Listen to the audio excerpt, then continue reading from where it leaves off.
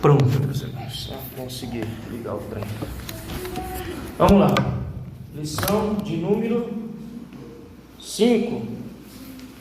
A verdade que liberta. Textual. Conhecereis a verdade e a verdade vos libertará. Verdade prática.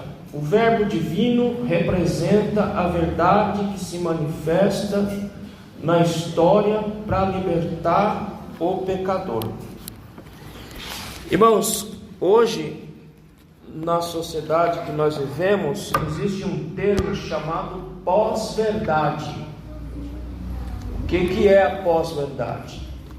Que não existe mais hoje aquilo que se chama por verdade absoluta. Não existe verdade absoluta. Tanto é que hoje nós falamos em verdades. Por que em verdades? Porque cada um carrega a sua. Cada um expõe a sua verdade. Então, hoje, a Bíblia é uma verdade absoluta porque ela está acima de tudo e de todos. Então, uma verdade absoluta numa sociedade como a nossa não encaixa, não cabe. Porque se cada um tem a sua verdade, então não pode ter uma verdade para além do indivíduo. Os irmãos estão me entendendo? Certo? Se você tem a sua verdade, eu não posso questionar a tua verdade, porque é tua verdade. E ninguém tem nada a ver com a tua verdade. E ninguém pode sobrepor outra verdade que não seja a sua. Então a Bíblia, como ela é uma verdade que está para além das verdades humanas, ela não cabe na sociedade de hoje, porque ela é uma verdade absoluta. O que é uma verdade absoluta? Aquilo que foi dito há mais de 5.000 anos atrás continua valendo na sociedade do século 21. Se a Bíblia diz que não é para matar, continua sendo verdade, não é para matar. Se ela diz que não é para mentir, continua sendo verdade, não é para mentir, não mudou. Amém, meus irmãos? Então a regra hoje é a pós-verdade, não é a verdade absoluta. Vamos ler o texto? Algum irmão leia para mim aí? Lá na leitura bíblica da revistinha. Quem não tem a revistinha, estamos lá em João capítulo 7, do verso 16 ao verso 18. Jesus respondeu e disse: a minha doutrina não é a minha, mas aquele que me ensinou. Se alguém quiser fazer a verdade dele, pela sua doutrina conhecerá se ele é Deus. Quem fala de si mesmo busca a sua própria glória, mas o que busca a glória daquele que enviou, esse é o verdadeiro, e nele não há injustiça. Continua. 37. No último dia, o grande dia da festa, Jesus pôs-se em pé e clamou, dizendo: se alguém tem sede, que venha a mim e beba. O 38. Quem crê em mim, como diz a Escritura, os rios de água viva correrão do seu ventre. Aí João 8,31. Jesus dizia: pois aos judeus que criam nele, se vós permaneceste na minha palavra, sereis meus discípulos. 32. E conhecerei a verdade vos libertará.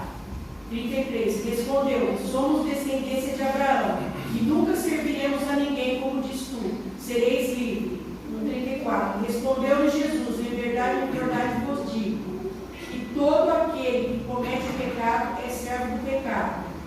Ora, o servo não fica para sempre em casa, o filho fica para sempre.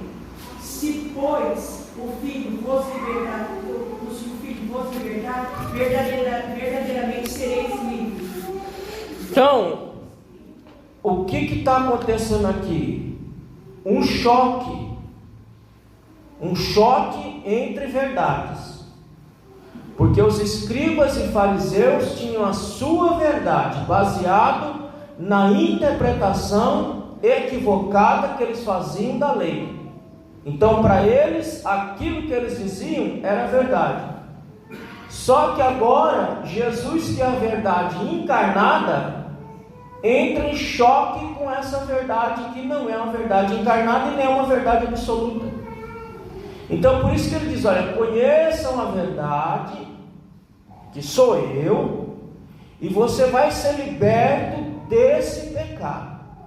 Então a primeira coisa que a gente tem nesse texto aí é a origem divina dessa verdade. Estamos lá, voltando lá para o capítulo 7 e o verso 16.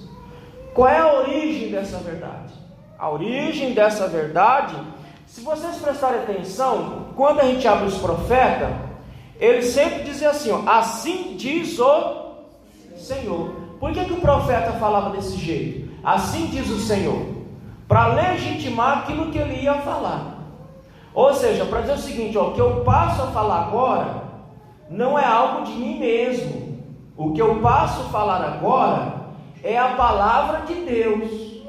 Então todo profeta, antes de abrir a boca, de falar qualquer coisa, ele tinha que dizer, assim diz o Senhor, para dizer o seguinte, não sei o que estou falando, agora é Deus falando por meio da minha boca. Ou seja, a palavra ela é de Deus, a palavra não é minha, a palavra vem de Deus. Agora, você nunca vê Jesus usando essa expressão. Você já viu em alguma parte dos evangelhos Jesus dizendo, assim diz o Senhor? Não tem. Ele sempre diz, eu digo. Por que ele diz assim, eu digo? Porque a verdade que ele vai falar, ela tem origem aonde? Nele. Porque ele é a própria verdade. Eu tenho que dizer, assim diz o Senhor. Lembra que semana passada, algum dia da semana que eu falei que eu não tenho discípulo porque eu não sou mestre de ninguém? Porque eu não posso dizer como Jesus. Assim diz o Senhor. Eu não posso dizer como ele fala. Eu digo. Só ele, que é a verdade encarnada, pode dizer, eu digo. Por quê? Porque a origem do que ele vai falar não parte de outras pessoas, de outros indivíduos, mas parte dele mesmo, que é a própria verdade. Então os profetas têm que dizer, eu tenho que dizer, assim diz o Senhor. Ou seja, o que eu passo a dizer não é minha palavra, mas é a palavra de Deus, porque tem origem em Deus. Amém, meus irmãos? Mas Jesus não. Ele diz, eu digo. Ou seja, o que eu vou dizer é verdade e tem origem divina, porque eu sou o próprio Deus. Amém, meus irmãos? Esse é o primeiro ponto lá do verso 16. Segundo ponto, a verdade tem que ser vivida para ser comprovada. Não é o que está dizendo no verso 17? Repete aí o verso 17, alguém aí.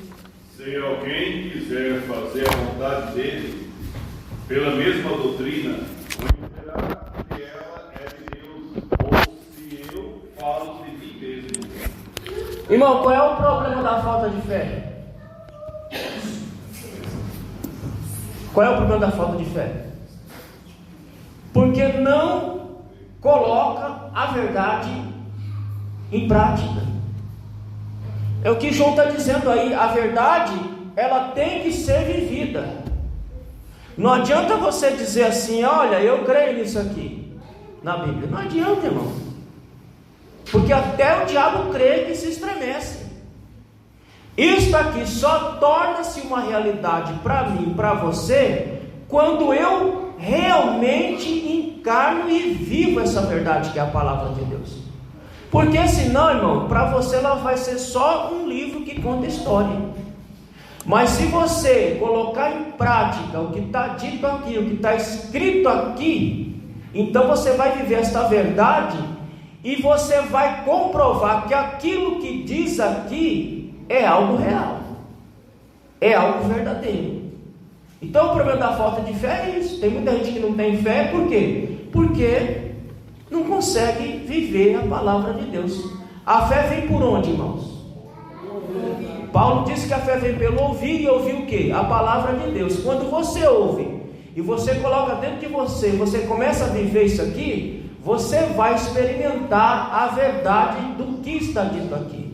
Mas independente de você experimentar ou não, deixá-la viver na sua vida, isso aqui é a verdade. É a verdade absoluta. Então, João diz, olha, a verdade ela tem que ser experienciada, ela tem que ser vivida, para você comprovar o que está sendo dito, para você comprovar que aquilo que ele diz na Bíblia é verdadeiro. Amém, meus irmãos? Verso 18. O que ele diz lá? Vamos lá, meus irmãos, me ajuda aí. Então, capítulo 7. Quem fala de si mesmo busca a sua própria glória, mas o que busca a glória daquele que o enviou, esse é verdadeiro, e não há nele injustiça. Irmão, o que ele está dizendo aqui no verso de número 18? Que a verdade, ela é um atributo divino. Ele começa dizendo o seguinte: quem fala de si mesmo, porque ele está falando para os fariseus e discípulos e os escribas. Os escribas falavam de si mesmo. Os escribas falavam daquilo que eles aprenderam com seus mestres, com seus rabinos, com seus doutores. Mas eles estavam falando de si mesmo, buscando glória para si mesmo. Nós não falamos de nós mesmos, porque se nós falarmos de nós mesmos, nós buscamos glória para nós. Por isso que crente nunca acha nada sobre a Bíblia. Eu acho que é assim, eu penso que é assim. Nem acho nem pensa. A Bíblia, ela é o que ela é. Amém, meus irmãos? Você concordando ou não, a Bíblia é o que ela é. Não importa e não vale o que você acha e nem o que você pensa. Porque se você achar, se você pensar, você está buscando glória para você mesmo. A Bíblia é aquilo que ela é. Ela é a verdade. Não me interessa o que você pensa, não me interessa o que você acha. Se vocês viessem aqui para ouvir o que eu penso, o que eu acho, era melhor vocês ficarem em casa. Sim ou não? O que importa para nós é o que ela diz, é o que ela fala. Irmão, quando é que a verdade, ela é verdade? Você sabe que ela é verdade quando ela te incomoda. Porque a verdade sempre incomoda o mentiroso. A verdade sempre incomoda quando você é contraditado pela verdade. Nós temos resistência à verdade. Você não entende? Nós temos resistência à verdade. Por que nós aceitamos a Bíblia como palavra de Deus? Nós só aceitamos a Bíblia como a palavra de Deus porque o Espírito de Deus está dentro de nós. Porque se o Espírito não estiver dentro de nós, nós não aceitamos isso como palavra verdadeira. Nós questionamos como muitas pessoas fazem. Questionam. Por quê? Porque eles não creem. Porque eles não têm o Espírito de Deus dentro deles para dizer o que está dito aí é verdade. Por quê? Nós temos resistência à verdade. E tudo que incomoda significa dizer que você traz um resquício de mentira dentro de você. Porque se tem uma coisa que a verdade faz, é combater a mentira, é dissipar a mentira. E nós temos resistência a isso. Por isso que o Espírito está dentro de nós, para nos fazer aceitar essa Bíblia como verdade. O que acontece com o desviado, irmão, quando ele desvia? Ele passa a descrer totalmente da Bíblia. Por quê? Agora ele vai viver no âmbito da mentira. E a mentira e a verdade não andam de mãos dadas. A mentira e a verdade são duas coisas totalmente distintas. Uma leva para o inferno, a outra leva para o céu. Então nós conseguimos aceitar isso como verdade porque o Espírito de Deus está dentro de nós. O que está dito aí é verdadeiro, mesmo que você não goste, mas é verdade. E é o que você tem que aceitar e viver e colocar na sua vida. Por isso ele diz que é um atributo divino. E quem fala de si mesmo busca glória para si mesmo. Vamos lá para o versículo, deixa eu ver, tem mais ainda, 37. E no último dia, o grande dia da festa, Jesus pôs-se em pé e clamou dizendo: se alguém tem sede, que venha a mim e beba. Vamos ler outro texto, irmão? Por que ele diz: quem tem sede, venha a mim e beba? Porque a verdade, que é o próprio Cristo, ela satisfaz todas as necessidades humanas. Quando eu digo necessidade humana, eu digo necessidade da alma. Amém, meus irmãos? Eu não estou dizendo das necessidades periféricas, necessidades materiais, porque material não satisfaz a nossa alma. Não satisfaz a nossa alma. O que satisfaz a nossa alma de fato? Cristo, que é a verdade. Ele satisfaz a necessidade da nossa alma por completo, irmão. Crente de verdade, crente que recebeu Jesus, não anda insatisfeito. Amém, meus irmãos? Porque se ele falar que ele está insatisfeito, significa dizer que ele não tem Cristo na vida ainda.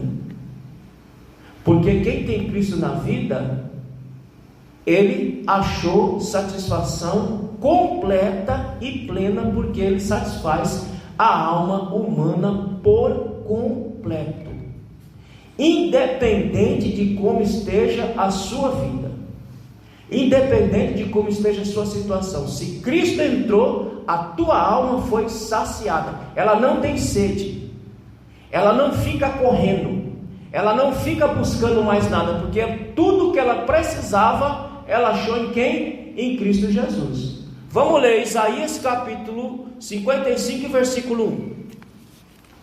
Isaías capítulo 55 e verso 1.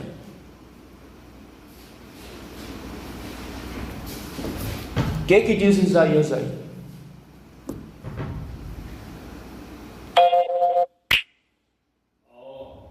Vós, todos os que têm sedes, vinde às águas, e os que não têm dinheiro, vinde, comprai, e comei.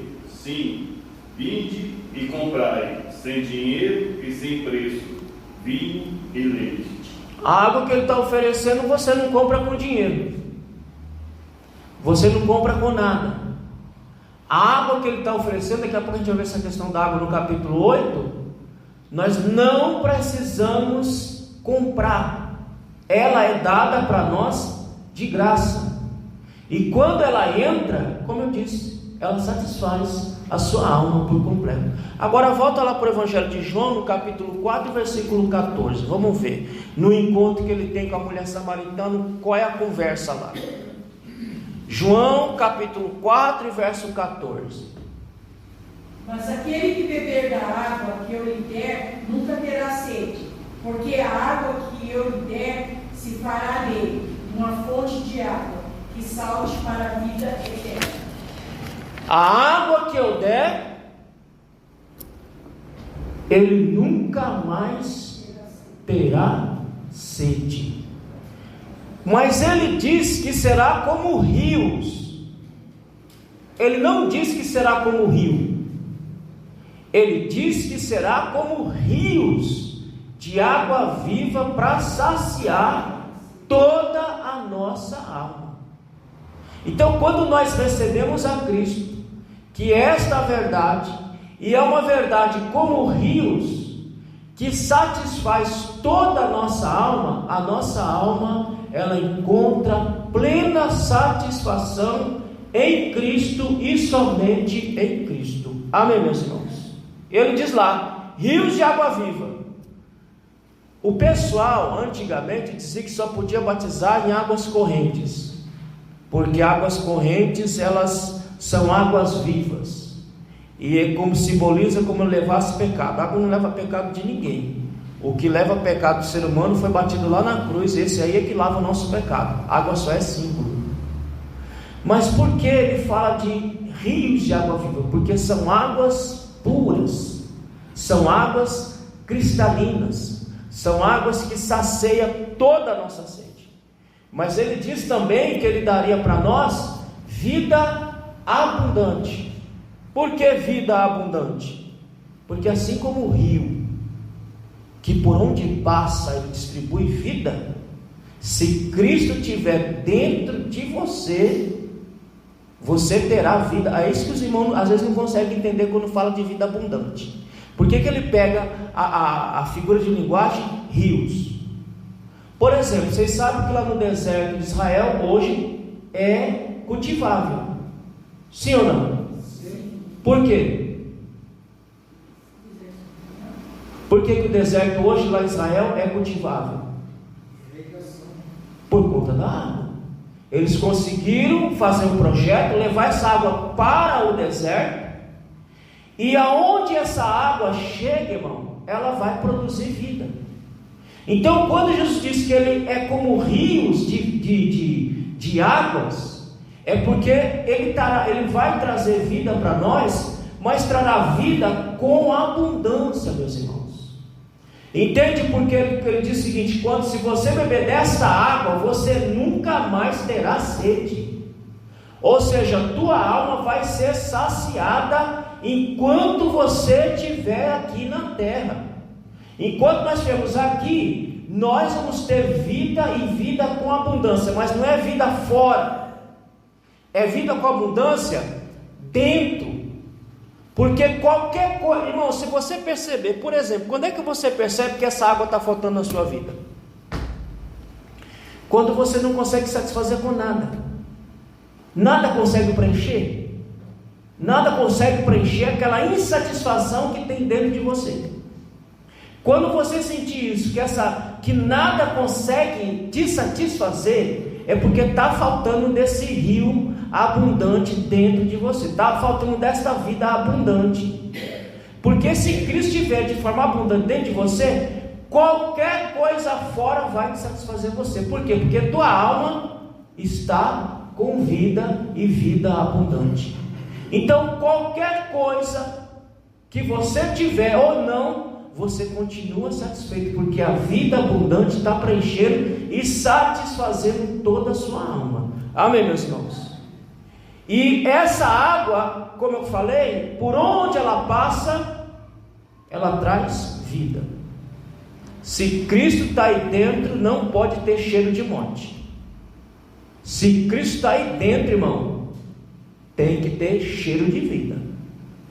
Se Ele está aí dentro de você, se Ele está dentro de mim, não pode ter cheiro de morte, mas tem que ter cheiro de vida, porque por onde a água passa, ela produz vida. Amém, meus irmãos?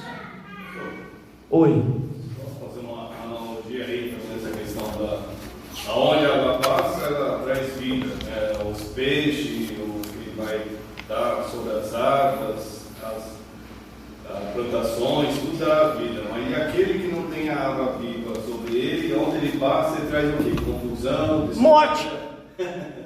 Morte. Toda a situação contrária, né? Morte. Quem não tem da água viva, ele cheira a morte. E por onde ele passa, ele só vai produzir morte. Mas se ele tem Cristo lá dentro, como água, como os rios de água viva, ele vai produzir vida, porque ele está cheio de vida.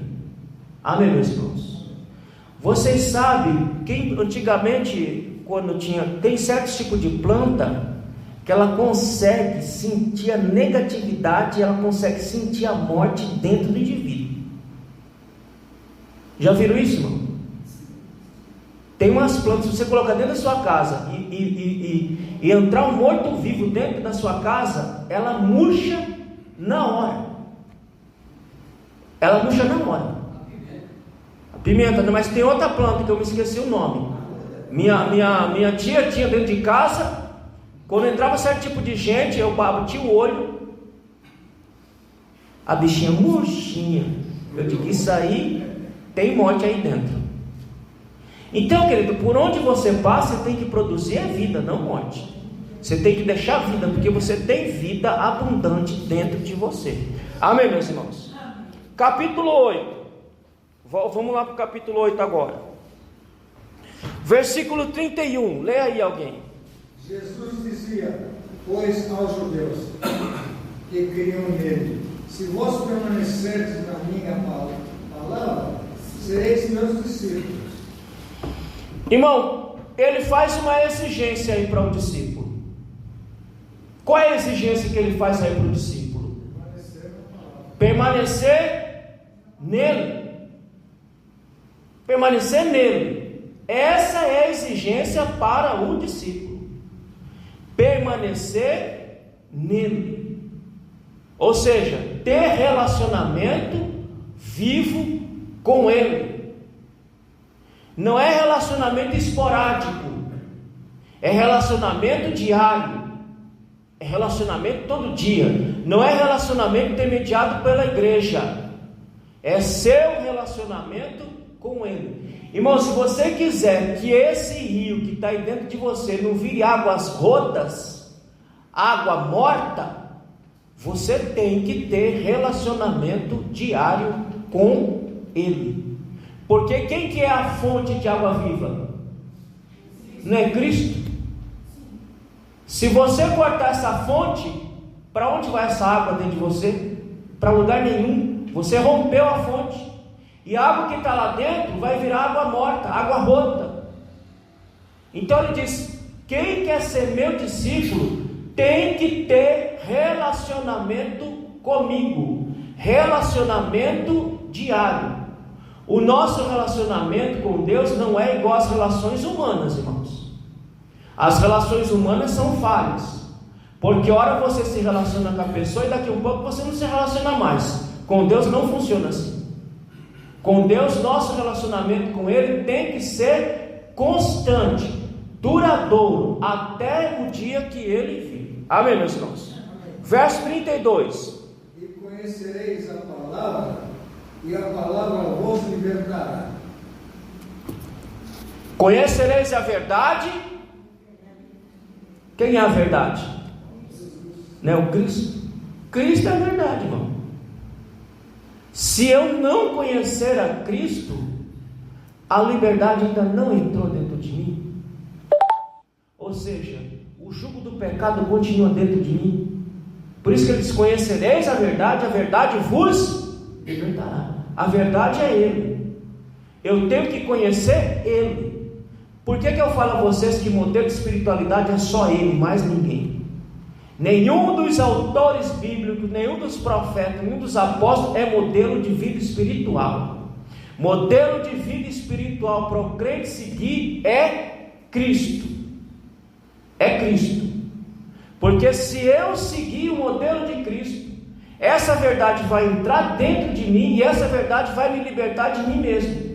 Essa verdade vai me libertar do meu pecado. Então por isso que ele fala: conheça a verdade e a verdade ela vai te libertar. Porque cá entre nós, quando eu digo entre nós, eu digo na igreja como um todo, muitas pessoas que continuam no pecado, continuam presas. Por quê? Porque elas não conheceram a verdade de fato. Elas não se deixaram tomar por esta verdade que é o próprio Cristo. Por isso ele diz: conhecereis a verdade vos libertará. Verso 33. Responderam-lhes: somos descendência de Abraão e nunca serviremos a ninguém. Como dizes tu, sereis livres? Olha a concepção errada dos escribas e fariseus sobre liberdade. Na mente deles, eles já estavam livres. Nós temos uma tradição. Nós temos uma tradição de mais de 3.000 anos. Agora você chega aí dizendo que eu não estou liberto ainda, mas eu já estou liberto, porque eu tenho uma tradição. Eu venho de uma linhagem. Só que o engano deles era que a verdade que eles tinham era uma verdade exterior. Eles só seguiam ritos, eles só seguiam tradições, eles só seguiam formas. Jesus diz: vocês continuam presos, porque o que liberta o homem do jugo da lei, o que liberta o homem do pecado, é a verdade encarnada, que é o próprio Cristo. É por isso que eu sempre digo a vocês: vir aqui não adianta nada, irmão. Vim aqui como fazem os escribas e fariseus: não, mas eu tenho a igreja, eu vou à igreja. Isso não adianta nada. Isso não vai resolver a vida de ninguém. O pessoal acha que vir aqui na igreja vai resolver alguma coisa, como se tivesse uma porção mágica aqui dentro, que ele chega aqui e vai se resolver tudo. Não, irmão. Vir aqui por seguir um rito, por seguir uma tradição, não resolve a vida de ninguém. O que resolve a nossa vida? Ter o Cristo dentro de nós como a verdade que liberta, a verdade que jorra vida dentro de nós. Amém, meus irmãos? Versículo 34. Respondeu-lhe Jesus: em verdade vos digo, que todo aquele que comete pecado é servo do pecado. Por que todo aquele que, como é que ele diz aí? Comete pecado, é servo do pecado. Por que ele diz isso? Agora, irmão, ele trabalha a questão quando o homem consegue seguir uma regra, uma norma, leis, ele fica egocêntrico. Olha, eu consigo fazer isso aí, eu consigo seguir todos os preceitos, eu consigo seguir a forma. E aí Jesus ataca o egocentrismo religioso. Não é o que você faz que te liberta, não é as regras que você vive que te liberta. O que nos liberta é Cristo, porque Cristo não precisa da força humana para libertar ninguém.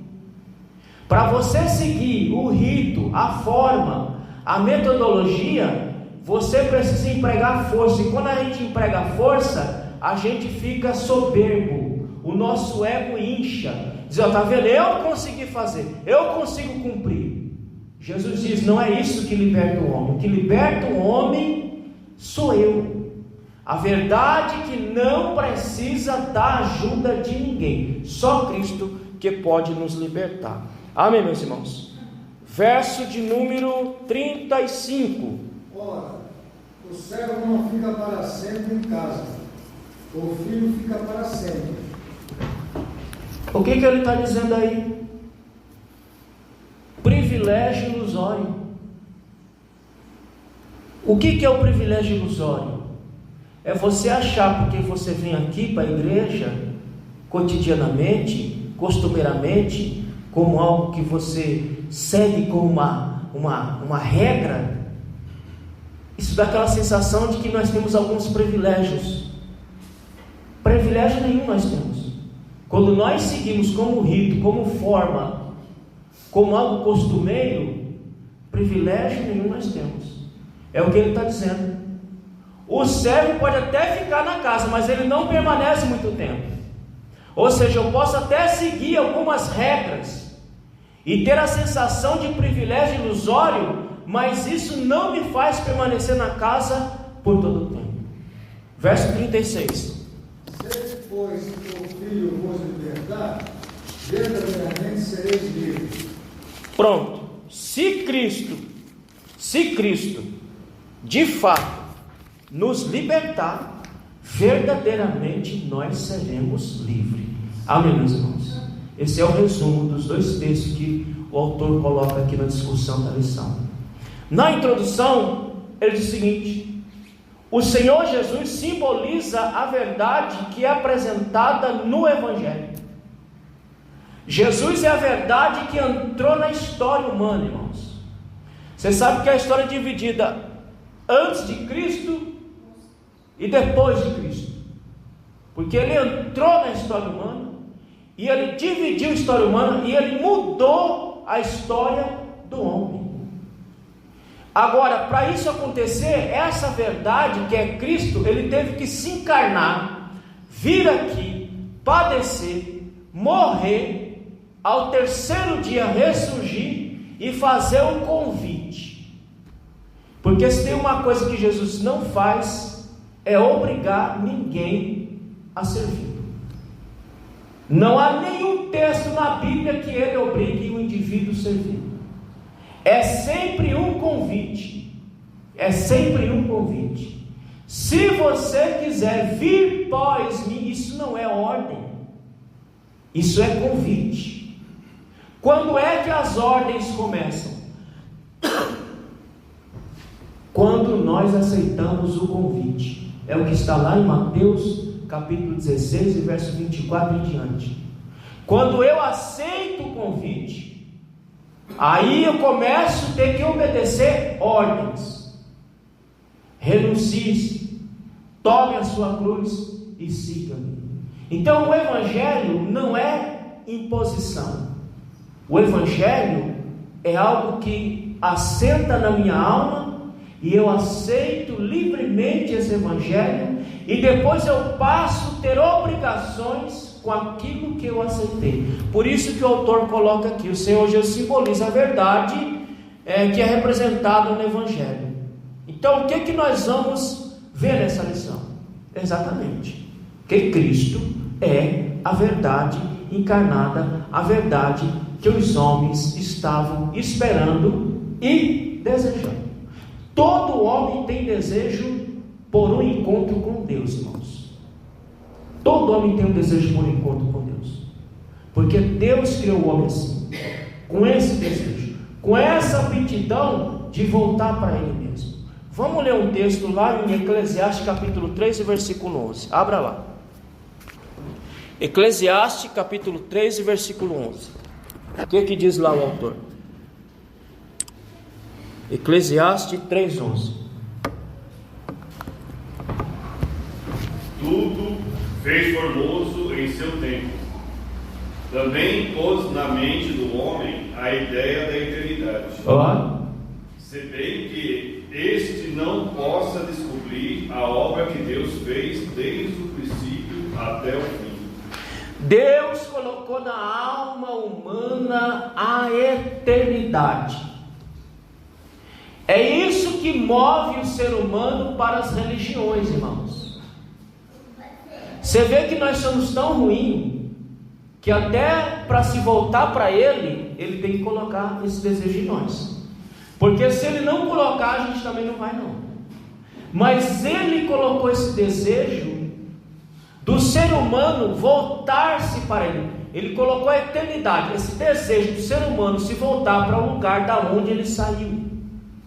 E para voltar para esse lugar da onde o ser humano saiu, ele tem que vir até Cristo. Quando ele vem até Cristo, Cristo entra, a verdade entra, jorra como um rio de água viva, abundante, produzindo vida dentro dele. Ele satisfaz esse desejo, porque há dentro dele agora o seguinte: eu já estou em Cristo e voltando para o lugar da onde eu vim. Porque esse não é o lugar que Cristo, que Deus planejou para nós. Isso é uma cópia daquilo que foi planejado. É por isso que nós vamos voltar para o paraíso, que hoje nós chamamos de céu. Nós vamos voltar para o lugar da onde nós saímos. Amém, meus irmãos? Primeiro ponto: Jesus, a verdade em Jerusalém. Da Galiléia para Jerusalém. Capítulo 7 do Evangelho de João revela que Jesus estava na Galiléia e não se dirigia a Jerusalém, pois os judeus planejavam matá-lo. Mas o interessante é que mesmo não estando nos planos dele, como ele vivia na dispensação do Espírito, ele desceu a Jerusalém. Apesar dos conselhos de seus irmãos para que subisse a Jerusalém, Jesus tinha plena consciência de que não era sob a influência deles que ele iria. Ou seja, eu não estou aqui para andar segundo o que vocês dizem, mas eu estou aqui para andar segundo aquilo que o Pai determinou. Então ele sabia que ele ia para Jerusalém, que ele ia subir para Jerusalém, porque lá ele tinha algo a fazer, tinha obra a fazer, mas ele iria segundo a orientação de Deus e não segundo a orientação dos discípulos. Vamos ler esse texto aí do capítulo 7, versículos 5 e 6 de João. Vamos ver o que diz lá. João capítulo 7, versículos 5 e 6. Quem achou ler? João, Evangelho. Pois nele seus irmãos criam nele. Como é que diz aí? No 5. 5, lê. Pois nem seus irmãos criam nele. Veja só um detalhezinho aí. Nem, aí não está falando de irmão em questão da fé. Aí está falando de irmãos carnais. Nem os próprios irmãos de Jesus criam nele. Tinham dificuldade para crer nele. Se os próprios irmãos tinham dificuldade para crer nele, vocês imaginam o restante, a dificuldade que eles tinham. Eu falei semana passada que a multidão corria atrás de Jesus por quê? Multiplicação dos pães. Só pelo milagre. E a multidão continua correndo atrás de Jesus só pelos milagres. Não porque creem nele, mas só pelos milagres. Então, os próprios parentes de Cristo tinham dificuldade de crer nele mesmo. Leia o versículo 6 agora. Terminou o 5? Sim. Continua. Disse-lhes, então, Jesus: ainda não é chegado o meu tempo, mas o vosso tempo sempre está presente. Verso 6. 6? Então, até os irmãos de Jesus tinham dificuldade de crer nele. E ele diz: ainda não é chegado o meu tempo. Aquilo que Deus determinou é aquilo que ele iria fazer. Por quê, irmãos? Cristo sempre viveu em obediência ao Pai. Se nós falamos que nós somos servos de Cristo, nós temos que viver como Ele. Vamos ler João capítulo 5? Evangelho, tudo Evangelho. João capítulo 5, versos 19 e 20. O que diz aí? João capítulo 5, versos 19 e 20. Disse-lhes, 19, disse-lhes, pois, Jesus: em verdade vos digo que o Filho de si mesmo nada pode fazer, senão o que vi ao Pai fazer. Porque tudo quanto ele faz, o Filho faz igualmente. 6,38. Veja que ele está dizendo o seguinte: eu vim para obedecer ao Pai, e tudo que ele manda fazer, eu faço. 6,38. Pois eu desci do céu, não para fazer a minha própria vontade, mas a vontade daquele que me enviou. Olha, eu desci do céu, não foi para fazer minha vontade. Eu desci do céu para fazer a vontade daquele que me enviou. 8,29. Evangelho.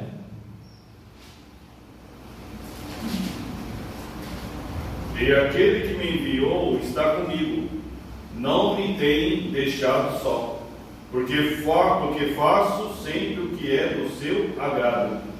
Irmão, Cristo viveu para agradar ao Pai. E nós temos que viver o quê? Nós temos que viver para agradar ao Cristo. Se nós somos servos de Cristo, se nós seguirmos o exemplo de Cristo, então nós vivemos para agradar a Deus e não a nós mesmos. Deixa eu ver se eu acho um texto aqui. Em Atos. Deixa eu ver se eu consigo achar aqui.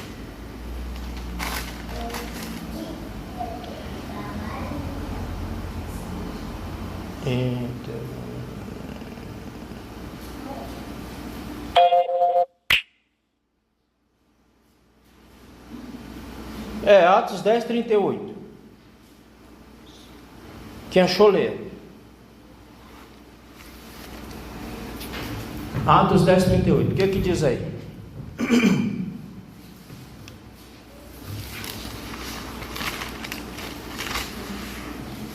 Concernente a Jesus de Nazaré, como Deus o ungiu com o Espírito Santo e com poder, o qual andou por toda parte, fazendo o bem e curando a todos os oprimidos do diabo, porque Deus era com ele. Pronto. O mesmo Espírito que estava em Cristo é o mesmo Espírito que está em nós. Se é o mesmo Espírito, nós vivemos para agradar a Deus e vivemos para fazer o bem. Amém, meus irmãos?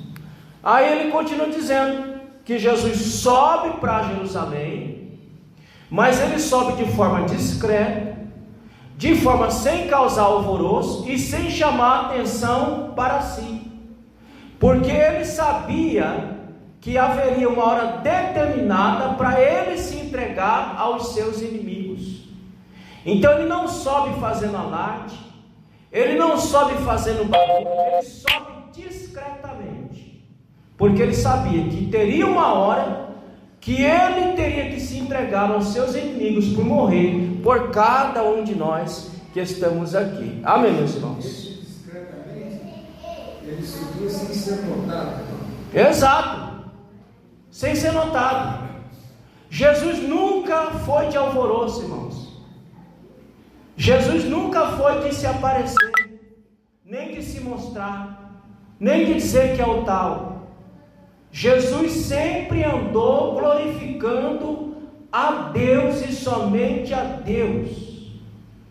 Isto aqui para nós é uma lição. Nós não temos que nos mostrar porque nós somos estrela. Nós somos estrela, sim ou não? Somos. A estrela tem brilho de si mesmo? Sim. É, na teoria, sim.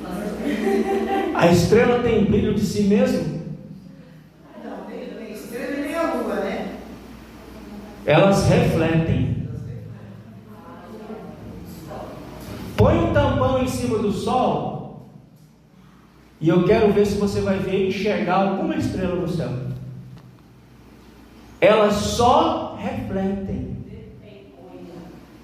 Não tem brilho. Vai depender muito, porque algumas estrelas que a gente vê, elas são planetas. Porque Sim. É um reflexo do Sol nelas, e outras são estrelas de luz própria. Enfim. Mas eu estou dizendo, essas estrelinhas, não o que a Daí está falando, mas essas estrelinhas, pequenininha aí, se tampar o sol, acabou ela. Ela não vai refletir nenhuma gota de luz, porque ela não tem luz própria. Aí está a palavra astros e estrelas. Aí entra naquilo que a Daí está falando, que há planetas que têm luz própria. Não, na verdade, é o Sol que reflete, que faz brilhar essa luz. Né? Tem uma, na verdade, no alinhamento que a gente está agora, tem Júpiter, a gente consegue ver ele, mas a gente vê ele como estrela. Mas Júpiter é um planeta, tá entendendo? Sim, mas não reflete, não tem luz própria. Exatamente, não tem. Pronto. Exatamente. Somos nós. Nós não temos luz própria, então nós não temos que nos jactar de nada. Eu não posso abrir a boca aqui e falar, está vendo aqui que eu estou vomitando o conhecimento que é de mim mesmo? Eu não posso dizer isso, porque tudo que eu falo não é nem minha palavra. De quem que é a palavra? É dele. Tudo que eu estou falando, tudo que eu estou ensinando não é meu, é dele. É o erro de idolatrar pastores. Qualquer coisa, pastor, cantor, qualquer diabo. A idolatria. Porque nós não temos nada se ele não der. E a própria Bíblia diz isso. Se ele não der, nós não temos nada, nós não somos nada. Por isso que Paulo vai dizer em Atos capítulo 17, que nele vivemos e nele nos movemos, meus irmãos. Então, quando diz que Cristo subiu de forma discreta, ele não chamou atenção para si. Se ele não chamou atenção para si, que era o próprio Deus, por que nós, comedores de arroz e feijão, queremos atenção? Se nós não temos nada de nós mesmos, nós não entregamos nada. Lembra quando eu comecei dizendo que nós temos que falar, assim diz o Senhor, porque nós não temos palavra para dar, nós só damos a palavra que é dele. Eu não posso dizer, eu digo a vocês, não, eu digo, assim diz o Senhor. Então nós não temos nada do que se jactar, de se orgulhar, de nada, de se ensoberbecer, de nada, porque tudo é dele, tudo vem dele e tudo é para a glória dele. Por isso que o autor faz questão de enfatizar que ele subiu para Jerusalém de forma discreta, sem chamar a atenção para si. O problema é que nós queremos chamar a atenção para nós. Não, a atenção tem que ser dada a ele. Tudo que eu faço, a glória é para Ele. Gostamos de ser notados. De ser os notáveis, mas não somos. Olha o que ele diz ela no finzinho do ponto aí: eis que vamos para Jerusalém, e o Filho do Homem será entregue aos príncipes do sacerdote e aos escribas, e condená-lo-ão à morte. Então ele diz: olha, ainda não chegou a minha hora, porque a hora que chegar, eu vou ser entregue literalmente à morte. Então, irmão, quando nós temos o rio de água viva aqui dentro, jorrando, o que nós vamos fazer? Nós vamos fazer tudo para a glória de Deus, e vamos chamar a atenção sempre para Deus, sempre para que o nome dele seja glorificado, e para que nós consigamos agradar a ele. Segundo ponto, a verdade na festa dos tabernáculos. Leia aí o versículo 10 a 13 do capítulo 7. Versículo 10 a 13 do capítulo 7. Quem achou, ler? Bora, meus irmãos. Desligou. Mas quando seus irmãos já tinham subido a festa, Som. então subiu ele também, e não manifestou, não como, mas como em oculto. Ora, os judeus provocaram na festa, dizia: onde está ele? E havia uma grande murmuração entre a multidão a respeito dele. Diziam alguns: ele é bom, e outros diziam: não, antes engana o povo. Todavia ninguém falava dele abertamente, por medo dos judeus. Pronto. E é por isso que ele sobe discretamente. E mesmo subindo discretamente, o povo ainda conseguiu achá-lo. Porque, irmão, a presença do Cristo causou divisões de opiniões, como causa até hoje. A pessoa do Cristo, a obra que ele fez, causou divisão e continua causando divisão de opiniões até hoje. Até entre nós aqui que servimos a Cristo temos opiniões diferentes sobre o Cristo. Olha o que o autor vai dizer aqui da revistinha. Ele estava ciente de que havia uma divisão de opiniões sobre ele entre as pessoas. Por isso afirmou: a minha doutrina não é minha, mas daquele que me enviou. Porque se Cristo tivesse aceitado a doutrina dos fariseus e dos escribas, não teria criado divisão de opinião. Como ele vem com uma doutrina que parte de Deus para a humanidade, causa divisão, como causa divisão até hoje. Você quer ver você ser bem aceito? É só você concordar com tudo que o mundo faz. Concorde com o homossexualismo, concorde com o aborto, concorde com a roubalheira, concorde com todo tipo de safadeza, de todo tipo de imundícia, e você não vai causar divisão nenhuma, porque você vai fazer parte do meio. Mas chegue lá pregando a verdade, pregando contra as atitudes, então você vai causar divisões. Você vai causar divisões e opiniões diferentes. Cristo causou isso e continua causando até os dias de hoje. Por quê? Nós temos dificuldade de trabalhar com a verdade. Diga. Nós vamos contra o conceito mundano. Sim. Então o mundo nos odeia, porque o dono de um bar não gosta de crente, o dono de uma boate não gosta de crente. Lógico que não, nem traficante gosta de crente, que vai perder a clientela. Então, meu irmão, o evangelho é isso aí mesmo. E aí o autor diz aqui: muitos acreditavam em Cristo como profeta, mas não acreditavam em Cristo como Messias.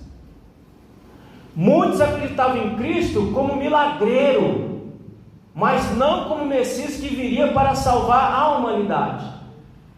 Esse é o problema. Nós não podemos acreditar nele como milagreiro, mas temos que acreditar nele como Messias.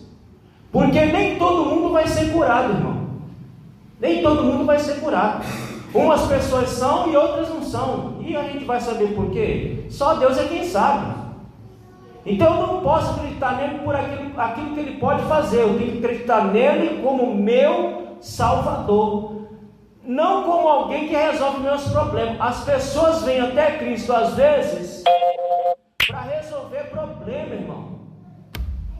E quando o problema é resolvido, some. É igual crente. Crente é assim. Quando nós estamos com o chabu na mão e o chicote estralando no lombo, o que a gente faz? Corre para os pés do Cordeiro. E quando ele resolve, a gente dá aquela relaxada. Problema resolvido, tudo certinho, a gente dá aquela relaxada, já não busca mais como buscava, não ora mais como orava, não consagra como consagrava, não congrega como congregava, porque está. Aí o chabu pega de novo, aí eu estou crendo nele só como alguém que resolve o problema. Eu não estou crendo nele como Messias, porque se eu crer nele como Messias, independente se a vida está boa ou está difícil, eu vou continuar com a mesma intensidade de devoção e trabalho a ele. Amém, meus irmãos? Sempre na zona de conforto. É por isso que às vezes ele dá uma chacoalhada, tira todo mundo da zona de conforto, como vai acontecer por esses dias, porque todos nós só vamos sair na zona de conforto. Eu sempre falo o seguinte: brasileiro, irmão, enquanto estiver caindo, pingando água na torneira, ele acha que está tudo bem, ele acha que está tudo certo, tudo tranquilo. Quando ele deixar de ver a água bater lá no fundo da pia, que ele vai acreditar que a coisa não está bem. Mas primeiro tem que dar aquele freio de arrumação, para ele acordar e ver que a coisa não está boa. Por que nós somos assim? Por que nós não acreditamos nele como nosso Messias, como nosso Cristo, como nosso Salvador, e tenhamos a nossa vida de busca, de crer, de serviço sempre? Volte e meia a gente dá aquela relaxada, está tudo bem, tudo tranquilo. Para que eu vou ficar indo todo dia na igreja orando? Essa é coisa de louco, de crente fanático. Não, isso é coisa de crente que crê em Cristo como o seu Messias. Por isso que ele cultua, por isso que ele ora, por isso que ele jejuma, por isso que ele fala de Jesus, por isso que ele serve, porque ele crê como Messias, não como um resolvedor de problemas. Amém, meus irmãos? Era o que estava acontecendo com esse povo. Muitos só criam nele como profeta, mas não como Messias. Procuravam a ele como profeta, como santo milagreiro, mas não como o Messias verdadeiro. Aonde que eu parei aí? Ele era realmente o Filho de Deus, e tudo que ensinava continha a única verdade que o mundo desconhecia e continua desconhecendo, porque a verdade absoluta só está em Cristo Jesus e em mais ninguém. Só Ele pode salvar, só Ele pode libertar, só Ele pode trazer salvação para o ser humano. É por isso que nós buscamos a Ele, porque Ele é o Salvador da nossa alma, o Redentor de nossa alma, de nossa vida. E se nós passarmos desta para outra vida, nós sabemos para onde nós vamos. Eu sempre falo aqui, muitas pessoas, até crentes, têm medo da morte. Por que tem medo da morte? Porque crê nele só como um profeta, mas não como Messias. Porque quem crê nele como Messias não se assusta com a morte, porque ele sabe que a hora que ele fechar os olhos, ele vai estar com Cristo. Amém, meus irmãos? É onde que eu parei aí? Vivendo a verdade. Sim, tem mais um pedacinho aqui que eu preciso ler. Ele era realmente Filho de Deus, e tudo que ensinava continha a única verdade. Apenas o Filho de Deus poderia declarar: eu sou a verdade, porque Ele é a verdade. Eu não posso dizer isso, você não pode dizer isso. Eu sou a verdade. Nós podemos dizer: eu sou a mentira. Pronto, aí é com nós. Mas eu sou a verdade, só Ele, porque só Ele é a verdade absoluta. Amém, meus irmãos? E essa verdade, quando entra dentro, irmão, pode ficar sossegado, que ela vai jorrar como um rio, e você vai satisfazer sua alma plenamente, e tudo ao seu redor para você vai parecer tudo uma maravilha. Quem mora numa choupana vai olhar para aquela choupana e vai dizer: isto aqui para mim é um palácio. E quem mora num palácio, quando olha para o palácio, diz: isso aqui para mim é um barraco. Eu preciso de uma casa maior. A casa tem mais de 2.000 metros quadrados. O camarada olha, isso aqui parece uma favela. Eu quero uma maior, agora eu quero uma de 10.000 metros quadrados. Porque nada satisfaz. Nada do que vem de fora para dentro satisfaz. Mas o que vem de dentro para fora, irmão, isso aí você pode ficar tranquilo que satisfaz a sua alma plenamente. Amém, meus irmãos? Porque Ele é a verdade absoluta, a verdade que satisfaz a alma humana. Vivendo na verdade. Os versículos 16 e 19 referem-se à doutrina que Jesus transmitia. Essa doutrina provinha do Pai, e para cumprir a sua vontade era necessário entender a verdade revelada pelo Pai em Cristo. Você quer entender a verdade e a verdade revelada? Cristo. Por isso ele diz: a minha doutrina, a doutrina que eu falo a vocês não é minha, é a doutrina do Pai, é a verdade do Pai. Então, se você quer entender a doutrina, se você quer entender a verdade, Cristo.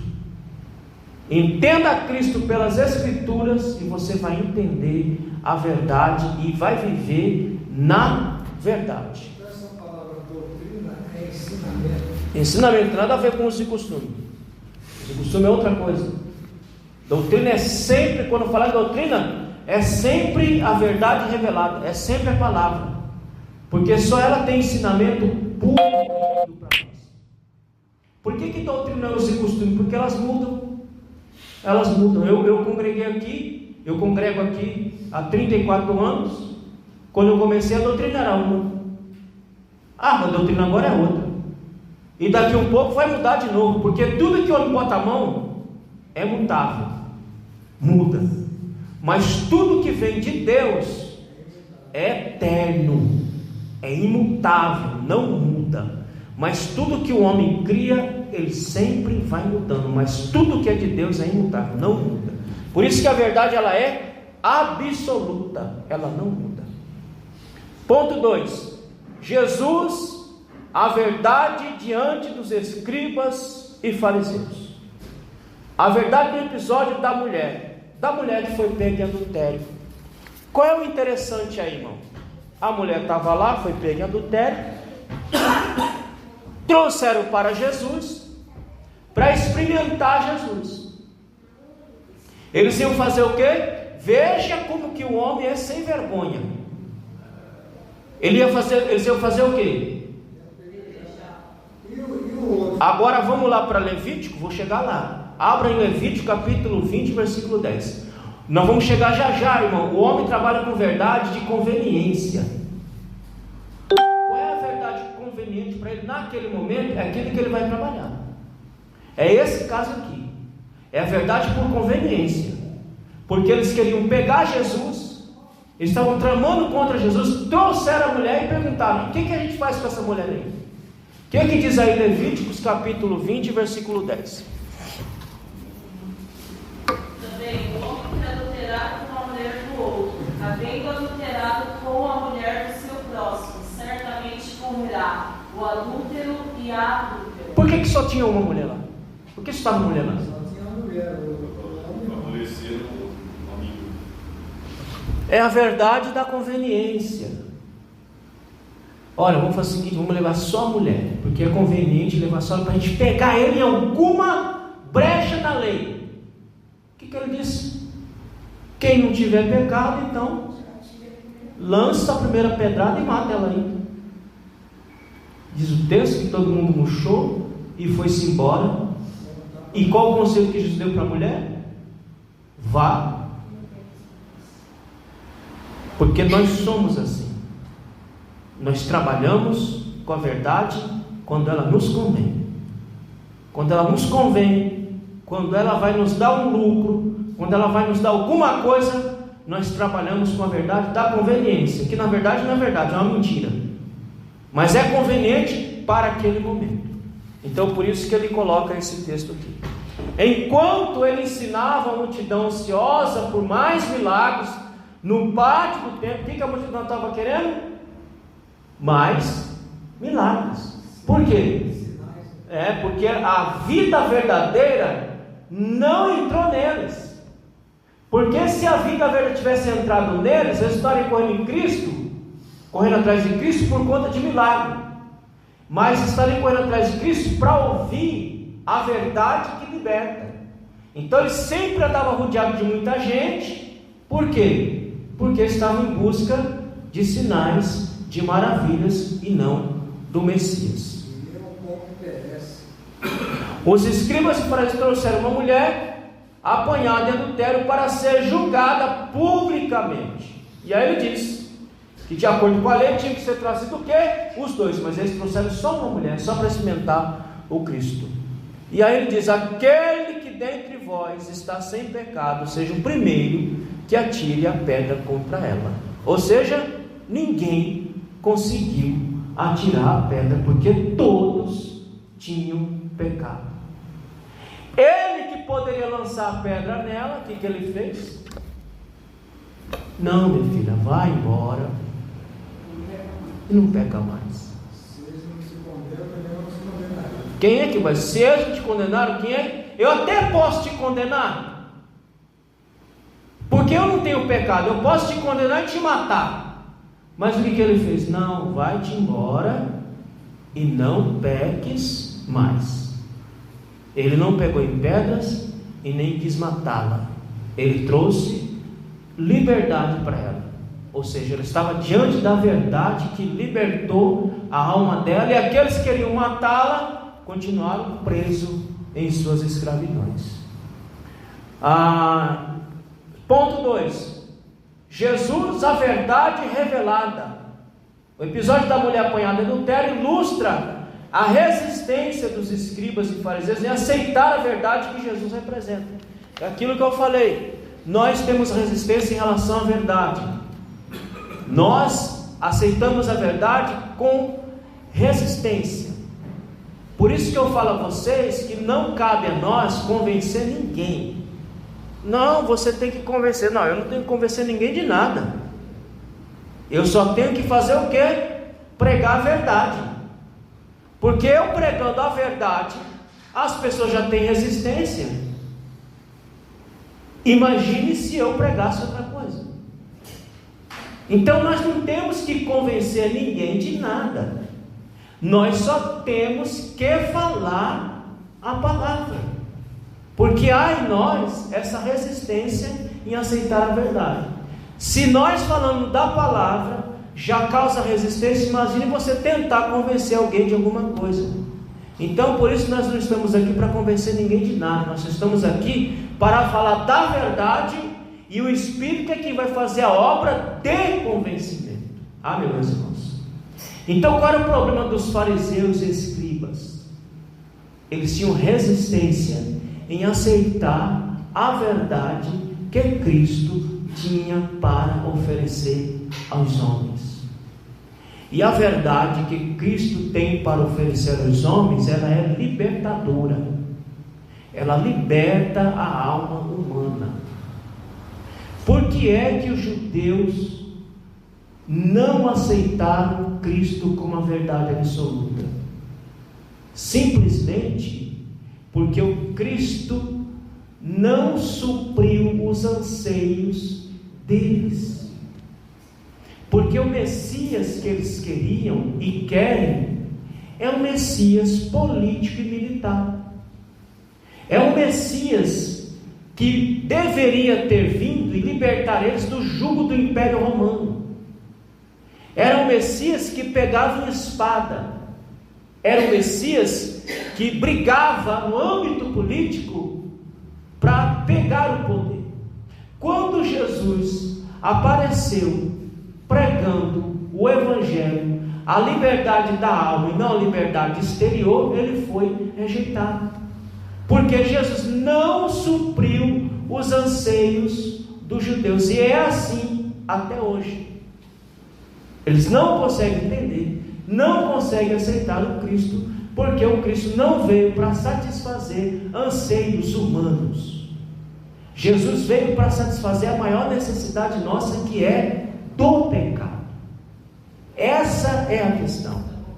Se Jesus tivesse pegado em espada, montado um exército e partido para cima do Império Romano, os judeus teriam abraçado ele com uma facilidade enorme.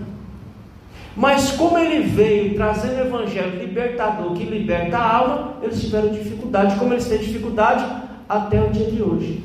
Mas, irmão, veja como é que Deus é tão bom, tão bom. Vamos ler um texto? Zacarias, capítulo 14. Jesus é bom, irmão, e misericordioso, viu?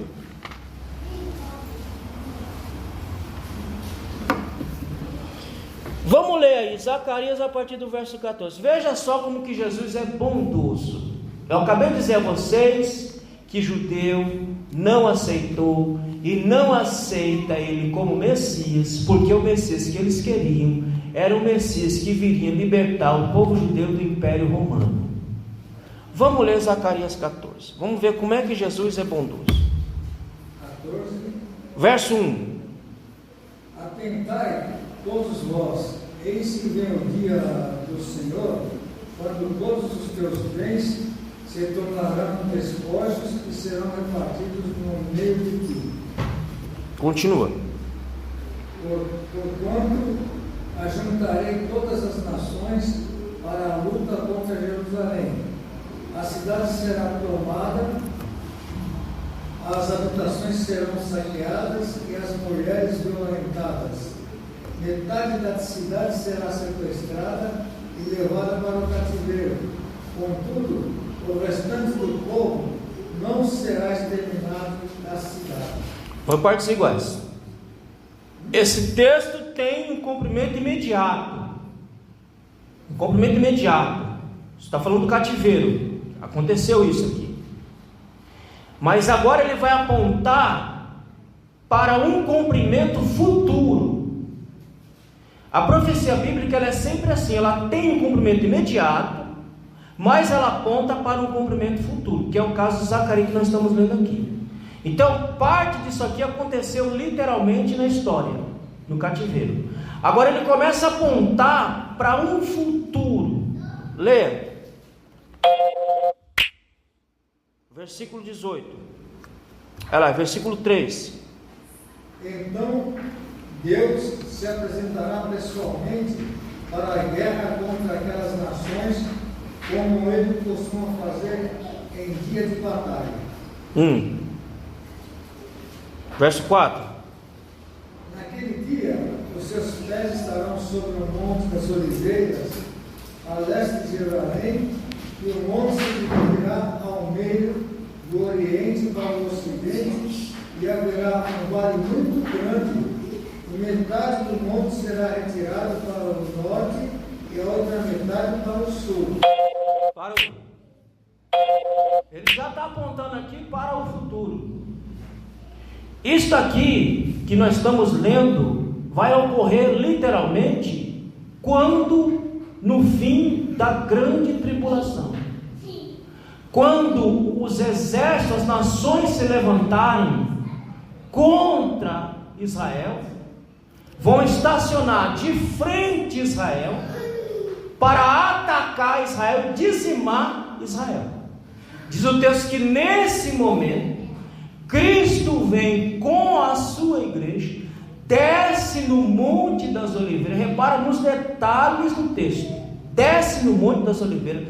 O monte é fendido em duas partes. Abre-se uma fenda no meio do monte. Do meio daquele monte sai águas em direção ao Mar Morto.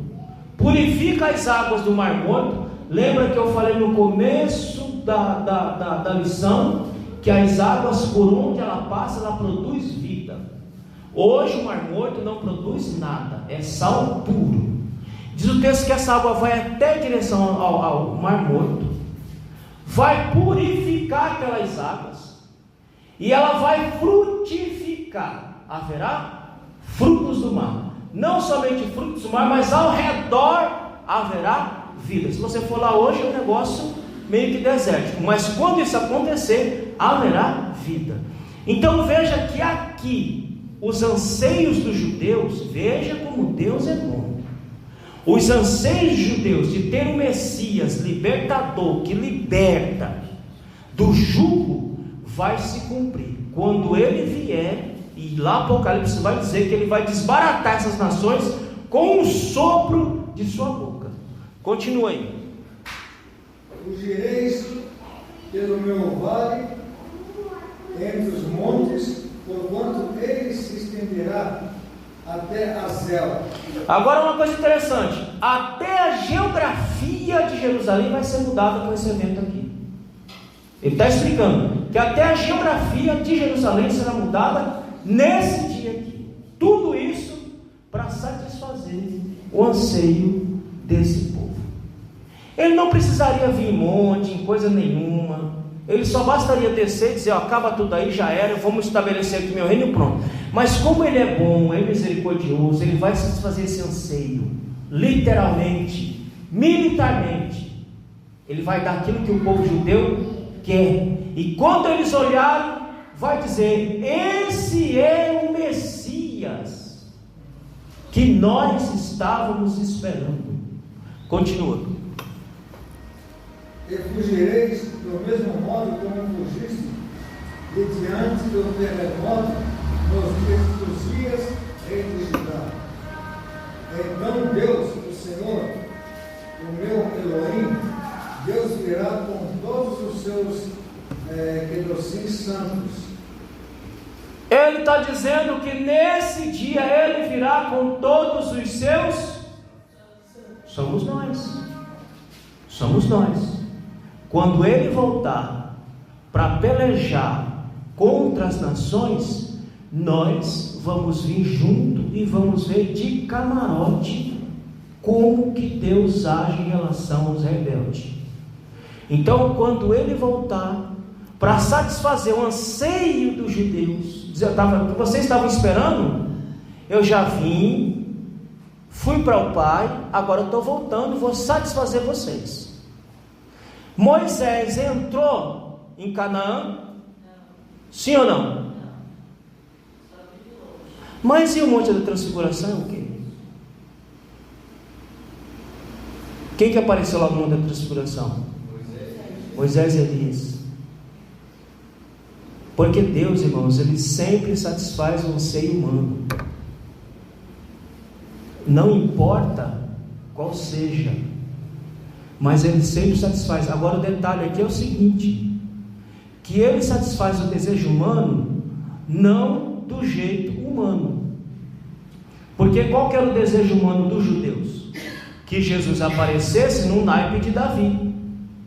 Eles queriam o Messias como Davi. Eles queriam o Messias como Salomão, que implantou um império israelita no seu período. Era esse Messias que eles queriam. Mas eu não vou satisfazer o anseio humano do jeito humano. Eu vou satisfazer o anseio humano do meu jeito, não do jeito de vocês. Então por isso que ele vem lá no Monte das Oliveiras e diz: ó, tá vendo? Eu estou satisfazendo o anseio de vocês, mas não do jeito de vocês, mas do meu jeito. Ou seja, ele satisfaz nossos desejos? Satisfaz. Como? Do nosso jeito? É claro que não, meus queridos. Ele satisfaz os nossos anseios, nossos desejos do jeito dele, que é melhor do que o nosso. Amém, meus irmãos? Por isso vale a pena viver essa verdade eterna que é o nosso Cristo. Amém? Então Deus é bom, a sua misericórdia nos alcança, e tudo que nós precisamos Ele de fato nos dá. Mas Ele não dá do jeito que eu penso, nem do jeito que você pensa. Ele sempre vai dar do jeito dele, porque do jeito dele sempre é melhor. E sempre é mais prazeroso. Porque quando Ele faz, quando Ele opera, você nunca mais esquece. Pode passar anos e anos, você vai estar sempre revisitando o mesmo lugar. Aquele dia, aquele momento, que eu estava assim, que eu estava daquele jeito, o Senhor veio e me abençoou. E quando você revisita esse lugar, a sua alma sempre se enche de alegria, porque você sabe que do mesmo jeito que Ele fez lá atrás, Ele pode fazer agora também, porque Ele é Deus, mas do jeito dele. Amém, meus irmãos? Então Deus é bom, Deus é misericordioso. Você tem anseios, tem desejo? Tem, continue tendo. Só que saiba de uma coisa: eles serão satisfeitos não do nosso jeito, mas sempre do jeito dele. É o que está acontecendo com Israel. Eles queriam um Messias político e militar, do estilo de Davi, do estilo de Salomão, mas ele vem como o Senhor do Senhor, Rei dos Reis, General do General. Ele vem do jeito dele, mas ele vem. Amém? Aonde que eu parei aí? Verdade revelada. Pode ler, vocês lêem o resto aí, a gente termina a lição. Naquele dia não se sentirá calor, nem frio, nem geada no céu. Por que ele só um minuto? Por que ele faz isso, irmão? Por que ele diz não haverá? Como é que ele diz aí? Naquele dia não haverá preciosa luz, nem espessa escuridão. Porque o fulgor da glória do Cristo e do seu santo resplandecerão sobre essa terra. Lembra que eu falei a vocês que no tribunal de Cristo as recompensas serão distribuídas? E qual é a recompensa? Quem lembra? O que eu falei? Quem lembra? O que eu falei? O que eu falei sobre o galardão? O que é? Sim, uma palavra. Só que essa palavra ela vai ser coroada. Eu não falei disso aqui não, minha gente. Agora que eu estou lembrando. Eu não falei disso aqui não. Mas essa palavra ela vai ser coroada. Lá em 1 Coríntios capítulo 15, lá pelo verso 40, ele vai dizer, Paulo vai dizer que uns são corpo animal e outros são corpo celestial. Quer dizer, há uma diferença aqui. Quando nós chegarmos lá, recebemos o galardão, essa palavra vai ser coroada com algo visível. Aqueles que trabalharam, aqueles que trabalham para Cristo com amor, com dedicação, com interesse de agradar a Deus, lá nós vamos refletir a glória de Deus com intensidade. Nosso corpo vai ser transformado, e esse corpo que será transformado, ele vai, como é que eu falei agora?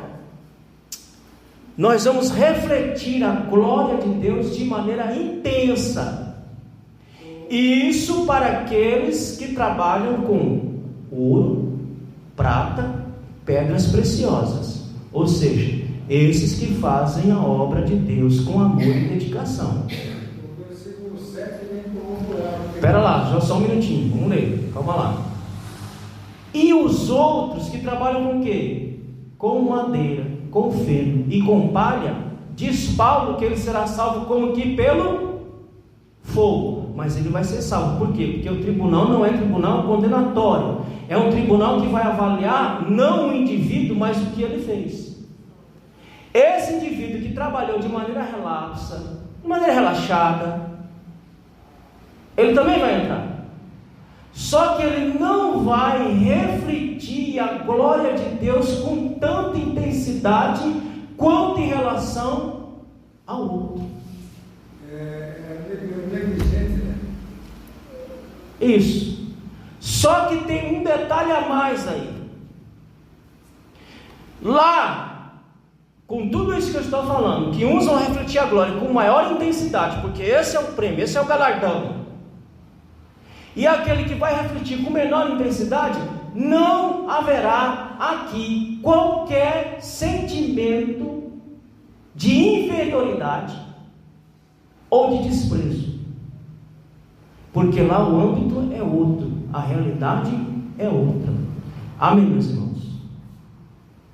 Então, quando nós viemos com Cristo, por isso que ele diz no versículo 7 aí, essa glória dos santos e a glória do próprio Cristo colocará, afugentará qualquer trevas e qualquer tipo de situação, porque a própria vida, o próprio Cristo será a luz do mundo, como diz a palavra. Nós somos a luz do mundo, mas quando Ele vier, Ele vai ser a própria luz do mundo. Amém, meus irmãos? Leia, termina. Mas será um dia único, um dia definido e bem conhecido de Deus, no qual não haverá separação entre dia e noite, porquanto mesmo após o pôr do sol e durante a noite, haverá claridade e permanecerá. Encerra no versículo 8. Naquele dia, águas puras de Jerusalém, metade delas para o mar do Oriente, o mar morto, e a outra metade para o mar do Ocidente, isto é, o Mediterrâneo. E isso se dará tanto no verão como no inverno, produzindo vida onde não tem vida, tanto no mar morto quanto ao redor. Quem participou da lição de Ezequiel há 3 anos atrás, eu acho que nós estudamos isso, eu falei intensamente sobre esse evento que ocorrerá quando Cristo voltar. Amém, meus irmãos? Então, qual é a lição para nós aqui? Além dessa verdade que nós estamos falando aqui, é que Ele é bom e misericordioso, é que Ele satisfaz os anseios nossos, mas não do nosso jeito, do jeito dele. Quando Ele satisfazer seu anseio do jeito dele, você sempre vai voltar no mesmo lugar e revisitar aquele mesmo lugar e dizer: naquele dia, naquele momento, o Senhor fez uma obra tão grande, e aquilo vai encher a tua alma de satisfação e alegria, sabe? Porque Ele fez, e vai te transportar de novo para o presente, e você vai ter a certeza de que, do mesmo jeito que Ele operou lá, Ele vai operar aqui. Irmão, você sabe que isso é uma técnica que a terapia ensina para o doente. Ela sempre diz para o doente: olha, faz um exercício de voltar no passado, veja lá o seu passado e volte para o presente. O que é o memorial? Veja que ninguém inventou a roda não, meus irmãos, está tudo lá. O homem só foi trabalhando. O que é o memorial? O memorial é um lugar que você está sempre revisitando. Quando você faz um culto de ação de graça, a gente não vai levantar pedra, vou levantar uma pedra aqui com o memorial. Quando você faz um culto de ação de graça, é um memorial que você está fazendo. Você está revisitando o lugar onde Deus operou e se transporta para o presente e diz: assim como Ele fez lá, Ele faz cá também. Irmão, isso é um exercício poderoso para a alma e para a nossa fé. Amém, meus irmãos? Voltando aqui para a lição. Ninguém teve coragem de lançar, já aqui já li. Ponto 2. Jesus, a verdade revelada. O episódio da mulher apanhada em adultério ilustra a resistência. Os escribas também da resistência que nós temos em relação à verdade. É assim com todos nós. Ah, não, eu não tenho. Todos nós temos resistência à verdade, porque nós nascemos na mentira, vivemos na mentira, e quando nós viemos para o Evangelho, essa mentira tem que ser expurgada, tem que ser tirada dentro de nós pela verdade revelada. E nós temos uma resistência feroz em relação à verdade. Eu digo isso por experiência, por quê? Porque quando eu comecei a estudar teologia, eu tinha uma resistência feroz. Eu nunca fui a favor de estudo bíblico. Para mim, quem estudava a Bíblia era coisa do diabo, era o capeta que estava induzindo o indivíduo a estudar a Bíblia. Era essa a minha cabeça. Não precisa estudar a Bíblia. Isso aí Jesus ensina a gente. Eu quero ver se ele ensina tudo. Tudo que está aqui está posto. Mas e a construção do texto? Porque o texto foi construído num ambiente, numa cultura, num lugar. Isso o Espírito não me ensina. Isso eu tenho que buscar. E eu tinha uma resistência enorme a isso. Eu dizia sempre para minha mãe, Donizete, que vivia perturbando minha mente: vai estudar, que você é um ignorante, rapaz. Você é um burro, vai estudar. Eu digo: fique vocês aí com o diabo de vocês, que eu estou muito bem do jeito que eu estou. E quando eu entrei a primeira vez numa sala de aula para aprender, irmão, meu primeiro professor, o professor Magalhães, eu saí com tanto ódio daquele homem, daquela sala de aula, que se eu pudesse eu matava ele, de tão crente que eu era. Eu era muito crente. Eu saí com tanto ódio, com tanta raiva, que minha vontade era matar aquele homem, literalmente. Por quê? Porque eu estava com tanta mentira dentro de mim, que quando eu fui confrontado com a verdade, a resistência era tão grande, tão feroz, que aquilo surgiu dentro de mim, um ódio mortal por aquele homem, e minha vontade era matá-lo. Mas graças a Deus, que Deus foi tão bom, tão misericordioso, que você vai ficar aí, você vai sentar, durante 2 anos eu vou expurgar todo esse lixo que está dentro de você com a verdade. E eu fiquei 2 anos para expurgar toda mentira que tinha dentro de mim. Mas não pensa que foi fácil não, meus irmãos. Foi muito difícil. Porque você não quer ser confrontado com a verdade, que você tem a sua verdade. Como é que eu comecei a aula? Dizendo que nós vivemos num tempo de pós-verdade. Ou seja, todo mundo tem a verdade dentro de si. Cada um tem a sua verdade. E ninguém quer ver sua verdade sendo confrontada por uma verdade que não seja a sua. Então nós temos essa resistência. Assim como os escribas tinham, os fariseus tinham, nós também temos a mesma resistência, porque nós somos feitos do mesmo material. Mas se o Cristo entrar como um rio de água viva, como eu disse logo no início da aula, como um rio que transborda, irmão, pode ficar sossegado, que as resistências vão ser quebradas, e a verdade vai entrar e vai repousar na sua alma poderosamente. Amém, meus irmãos?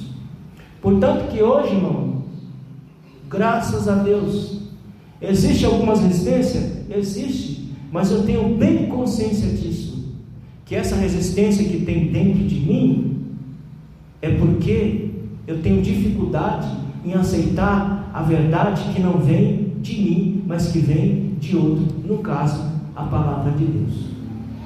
E elas vão ser quebradas, e elas vão ser colocadas por terra, e o que está revelado vai ser aceito com facilidade.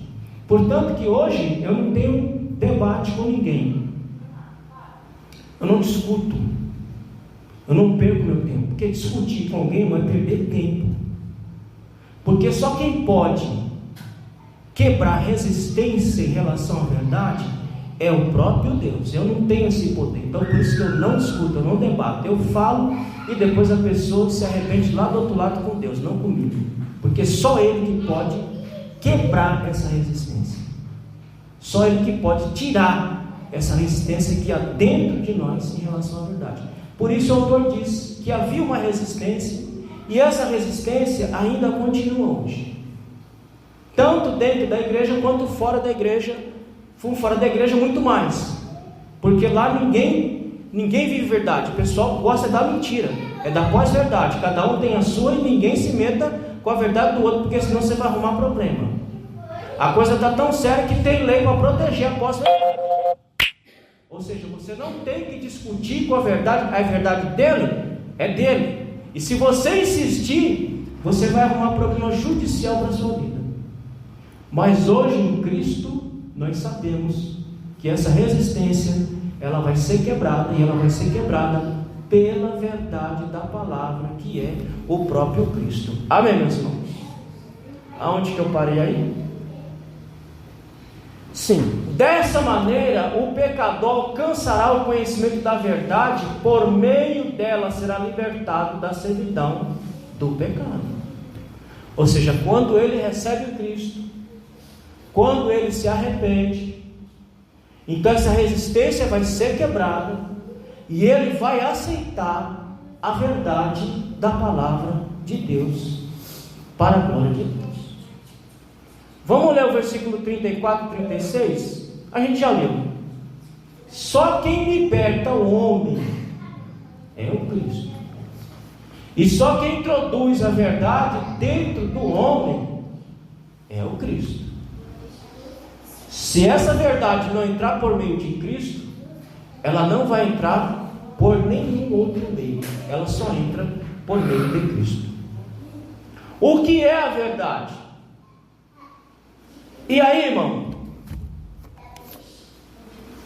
Eu falei a vocês que a gente vive num tempo de pós-verdade. Se você for uma das disciplinas que mais trabalha e tenta entender e definir o que é verdade, é a filosofia. Mas cada disciplina humana, ela tem uma visão em relação ao que é verdade. Mas eu vou citar só uma, que é a filosofia. Para a filosofia, existem vários conceitos de verdade. Não existe um conceito. Existem vários conceitos de verdade. Primeiro conceito: a verdade como correspondência, se estiver de acordo com a realidade. Primeiro ponto para a filosofia é o seguinte: olha, o que é verdade? Tem correspondência com a realidade? Então é verdade. Por que a Bíblia não se enquadra nesse sentido? Porque eles dizem que ela não corresponde com a realidade. Porque quem vai dizer, quem é que vai determinar o que é realidade para conter uma verdade? É a Bíblia? É o homem. E o homem é mentira desde quando? E a própria Bíblia diz: seja Deus sempre verdadeiro e o homem o quê? Então como é que eu vou dizer o que é verdade? Baseado em mim, na minha realidade. Porque se após verdade cada um carrega a sua verdade, então cada um carrega dentro de si a sua própria realidade. Então eu posso dizer que essa cadeira é roxa, mas o outro pode vir dizer: não, essa cadeira não é roxa, essa cadeira é marrom. Porque para a realidade dele corresponde com aquilo que ele está dizendo. Então a verdade para eles, primeiro, tem que corresponder com a realidade. Então a Bíblia está fora desse negócio, porque na visão deles ela nunca vai corresponder com a realidade. Segundo, verdade como coerência, se fizer sentido dentro de um conjunto de ideias. Se nós chegamos na conclusão aqui, irmão, e eu falar aqui: olha, irmão, a partir de hoje a Bíblia não é mais verdadeira. O que é verdadeiro? A partir de hoje esse pote aqui é verdadeiro. E se nós todos aqui concordarmos com isso, então isto aqui passa a ser a verdade e a Bíblia deixa de ser a verdade. Ou seja, percebe que tudo depende do homem? A verdade, nesse sentido, ela só pode ser verdade se houver uma coerência de ideias, se houver uma concordância entre nós, então se torna uma verdade. É por isso que a Bíblia é questionada, é por isso que a Bíblia é atacada, porque se ela não fizer parte desse conjunto de ideias humanas, ela não é verdade. Portanto, que eles não consideram a Bíblia como verdade, porque não fazem parte da coerência entre os homens, das ideias dos homens. Então ela deixa de ser verdade. Terceiro, verdade como consenso. É quase a mesma coisa do outro. Se houver um consenso, se houver uma unanimidade, então aquilo passa a ser verdade. Então, se você perceber, a Bíblia nunca vai se encaixar nessas ideias de verdade, porque todas elas estão relacionadas com aquilo que o homem pensa e com aquilo que o homem acha. Ele nunca vai aceitar a Bíblia como sendo a verdade acima de todas as verdades, porque ela não passa pelo crivo humano. Aceitaria se estivesse de acordo com a minha conveniência. Exato. Como não está, então não é aceita. Quarto, a verdade como algo pragmático. O que é pragmático, irmão? Verdade pragmática, isso vocês ouvem muito na política.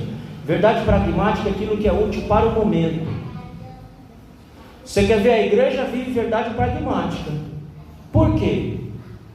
Eu, quando cheguei aqui, nós tínhamos que andar de uma determinada forma. Verdade pragmática. Mas passou os anos, mudou. Então, há 34 anos atrás, aquilo era verdade. Andar daquele jeito era verdade. Hoje, já não é mais. Então, é aquilo que é útil para o momento. A Bíblia não se enquadra nisso, irmão. Tem como você mudar uma verdade da palavra? Mentir continua sendo um pecado desde quando? Desde sempre. E vai continuar sendo mentira desde sempre. E por último, verdade absoluta. A única verdade absoluta que existe é a palavra de Deus, porque ela está acima de todas essas ideias. Esta é a verdade absoluta. Amém, meus irmãos? Aonde que eu parei aqui?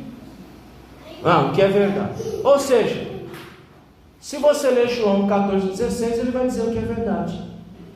A verdade é Ele mesmo e mais ninguém. Por quê? Porque Ele é a verdade absoluta.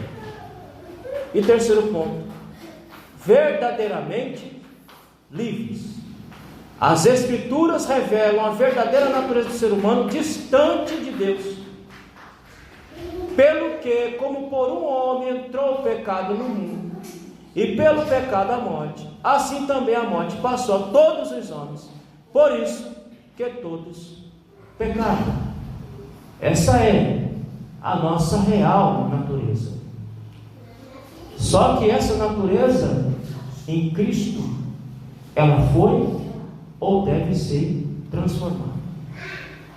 Desta forma, a Bíblia mostra que toda a humanidade está cativa pelo pecado. E para se libertar do pecado, só estando em Cristo Jesus e somente em Cristo Jesus. Amém, meus irmãos? Então eu espero que esses dois textos eles façam parte de vocês. Há um cidadão que eu não recomendo a vocês, mas que eu ouço de vez em quando. Ele diz uma coisa verdadeira, que o dia que nós entendemos e praticarmos, toda a nossa realidade vai mudar. Vai mudar. Muitos de nós carregamos ela. Só carregamos ela. Mas ele diz que ela não tem que ser carregada. Ela tem que estar encarnada. Ou seja, ela tem que estar dentro de mim. Porque o dia que ela estiver dentro de mim, ela vai fazer parte de mim. E se ela fizer parte de mim, eu vou viver exatamente como está preceituado dentro dela. Amém, meus irmãos? Que a Bíblia não seja só algo que você carregue, mas que ela encarne dentro de você para a glória de Deus. Que Deus abençoe e que os irmãos